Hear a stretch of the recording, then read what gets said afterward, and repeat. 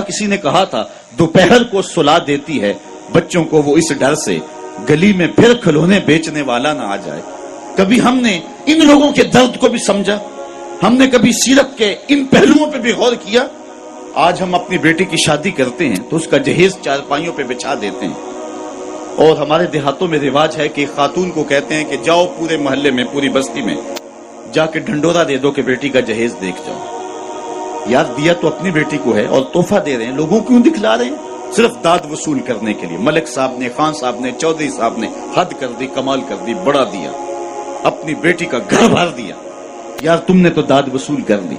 چوپالوں میں، بیٹھکوں میں تذکرہ بھی چلا، تندوروں پہ عورتیں باتیں بھی کرنے لگی، تمہارے نام کے جھنڈے بھی گڑ گئے، لیکن تم نے نہ سوچا تمہاری بیٹی کا جہیز دیکھنے کے لیے یتیم بچیاں بھی آئیں.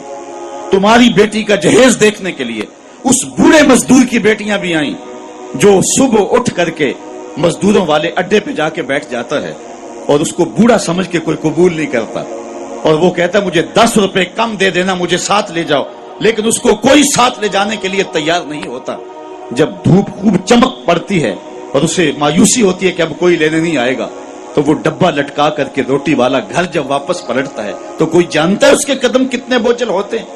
آج وہ اپنی بیوی کو گھر سے نکلتے کہہ کے آیا تھا کہ جو رقم ملے گی اس کا آٹا لے کر کے آؤں گا، اس کا گھی لے کر کے آؤں گا. آج وہ خالی ڈبہ روٹی کا واپس جب پلٹا کے لے جا رہا ہوتا ہے، اس کے لیے گھر کی دہلیز نہیں ہوتی، پلسرات ہوتی ہے، اور اندر لوگوں کے کپڑے سی کے اور لوگوں کے گھروں کے برتن مانج مانج کے اپنے جہیز کی چیزیں بنانے والی بیٹیاں جب اپنے باپ کو یوں آج بھی خالی آتا ہوا دیکھتی ہیں تو جو کچوکے ان کے دل پہ لگتے ہیں اس کا مداوع کس کے پاس ہے؟ تم نے تو داد وصول کر لی، لیکن تمہاری بیٹی کا جہیز دیکھنے کے لیے اس مزدور کی بیٹیاں بھی گئی.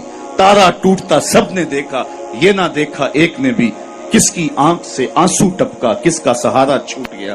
کاش کہ ان درد مندوں کا بھی ہم نے حال پوچھا ہوتا اور ان دکھیوں کے رشتے ہوئے زخموں پر بھی ہم نے مرہم رکھی ہوتی اور حضور کی سیرت کے پیغام کو ہم نے سمجھا ہوتا، اور ہم اپنی معاشرت اور اپنے ارد گرد کے ماحول کے اندر ان چیزوں کو، اپنے محلے اور اپنی گلی کے اندر ان چیزوں کو دیکھا ہوتا.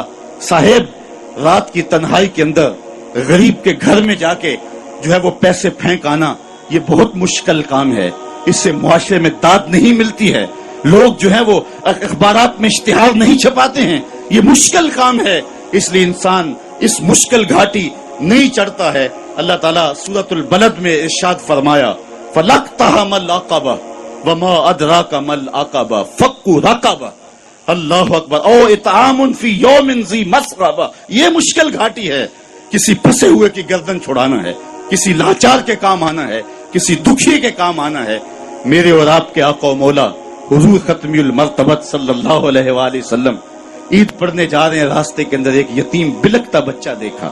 حضور رک گئے، سر پہ شفقت کا ہاتھ رکھا، پوچھا بیٹے آج عید کا دن ہے تم رو رہے ہو؟ کہا میرا باپ فلاں غزوے میں شہید ہو گیا، میری ماں کا سایہ بھی سر پہ نہیں، بھری دنیا میں یہاں میرا کوئی نہیں ہے. دیوار کے ساتھ لگ کے بلک رہا ہے.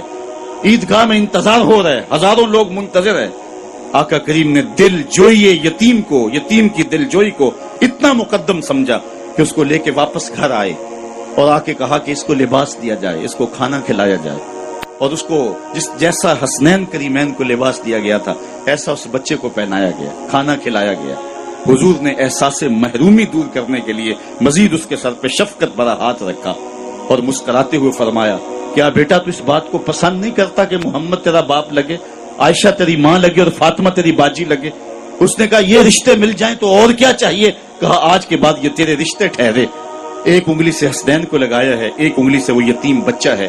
حضور عیدگاہ کی طرف بڑھ رہے ہیں، اور بھی بچے اپنے ماں باپ کے ساتھ جا رہے ہیں. یہ یتیم زبان حال سے کہتا ہے تھا تو یتیم، لیکن یتیمی کا مزہ آ گیا، مصطفیٰ کی انگلی تھام کے جا رہا ہے. تو حضور علیہ السلام کی سیرت جب نسل نو کے سامنے رکھیں،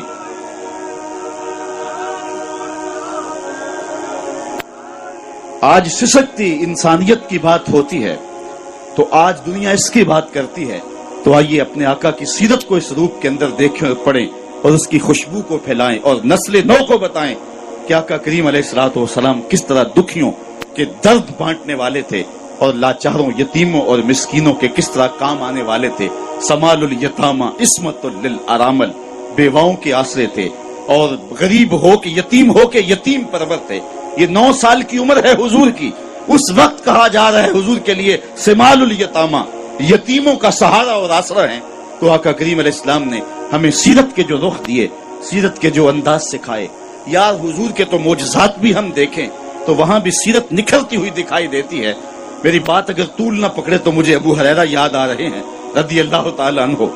فرماتے ہیں کہ ایک دن حال یہ ہوا کہ پیٹ میں کچھ بھی نہیں تھا. کئی دن